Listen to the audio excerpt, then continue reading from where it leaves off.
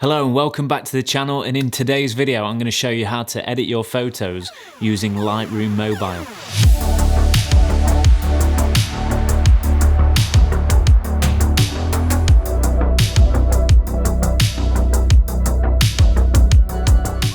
Now, as a videographer, you need to be able to showcase your work on different social media platforms. And that's not just in the form of videos, that's images as well. So you need to make sure that your images look really good before you start posting them on social media. Now, my favorite tool to use for this is the Adobe Lightroom Mobile App. The reason for this is because it's really simple to use, but you've got a lot of editing options as well. So I wanted to show you my favorite things that I use within the app to make your images look professional and ready to use on social media.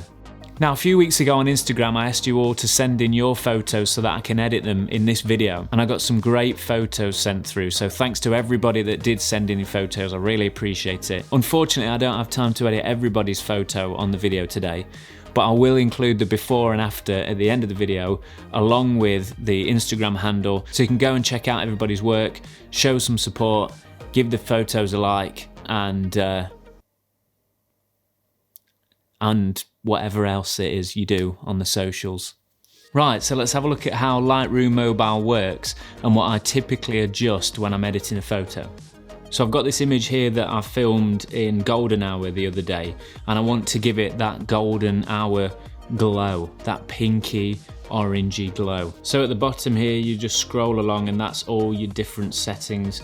So to start with, you've got light, and that's all your exposure settings. So if you want to adjust the contrast, you've got that slider and you just move it up and down. This isn't too far off what I want the exposure to be like anyway, so I'm not going to do too much here. Any adjustments you do make, you can go back in and edit them again later on. So you can go back in and tweak whatever you need to. And then we go on to color. And my favorite feature of this is if I click mix, you've got all your different color spectrums here and you can alter the colors. For example, if we look at the blue sky, you can change the hue, the saturation and the luminance.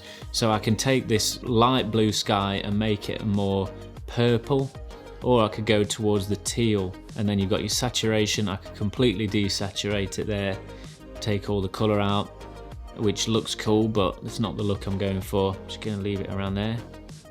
And then next I'm gonna do the trees. So I'm gonna warm this up a little bit, so because I want it to be like autumn, summer type sun. So rather than going for the green, I'm gonna make these a little bit more orange and desaturate them slightly. When it comes to her skin tones, I'm gonna make her face just a little bit more pinky orange. What it is, there we go. And what I do sometimes is bring up the saturation on the skin tones just so I can see what I'm working with, and then get the right color and then just bring it back slightly until it looks natural.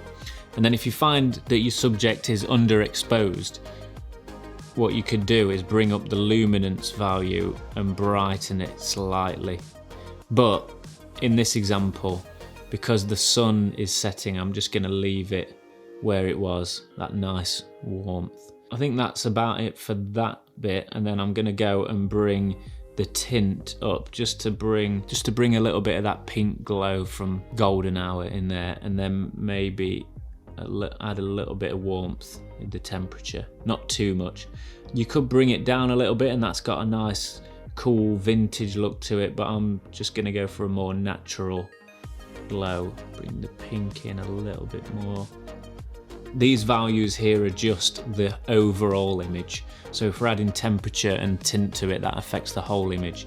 I'm going to add a little bit of vibrance to it, and I'm just going to leave the saturation as it is because I do want that vintage style image. And then press and hold on the photo and it shows you the before and after, and I quite like that. Again, we can go back into the exposure and adjust anything if we need to. Go into detail and sharpen up the image a little bit just to get a little bit more clarity. And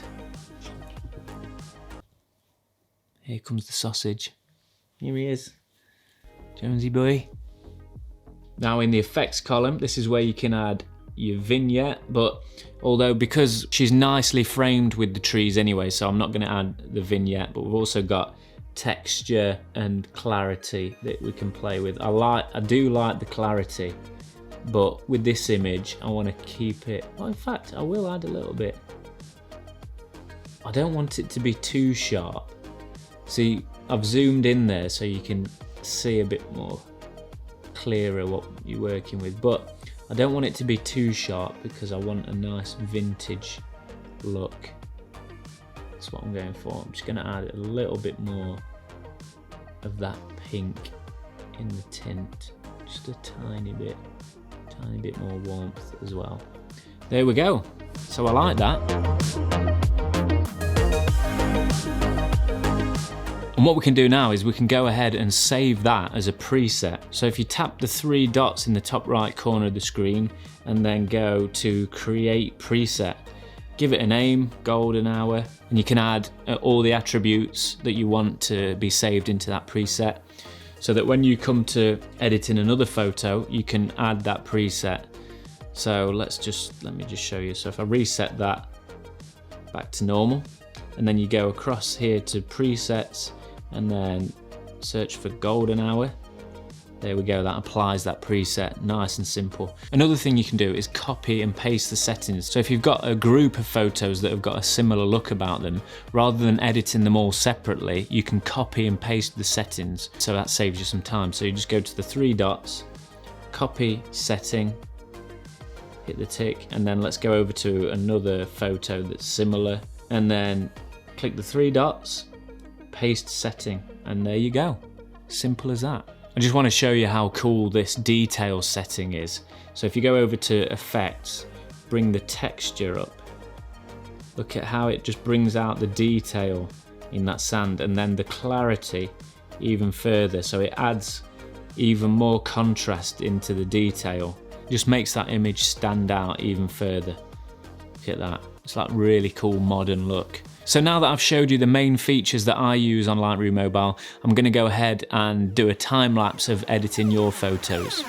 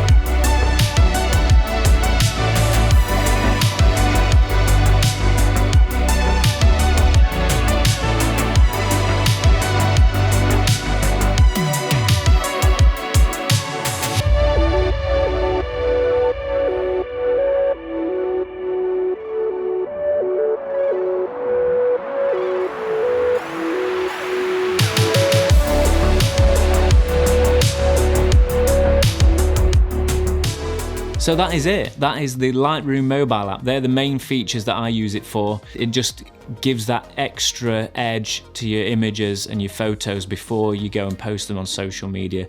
I love this app. I use it all the time. Let me know what you think. Did you like these tips? What was your favorite tip? Let me know in the comments below. Don't forget to subscribe to the channel for more gear reviews and tutorials. And I think that's it. See you in the next video. I've got some really exciting stuff coming up and I'm really looking forward to sharing it in the next video. So stay tuned, have a good week, see you soon.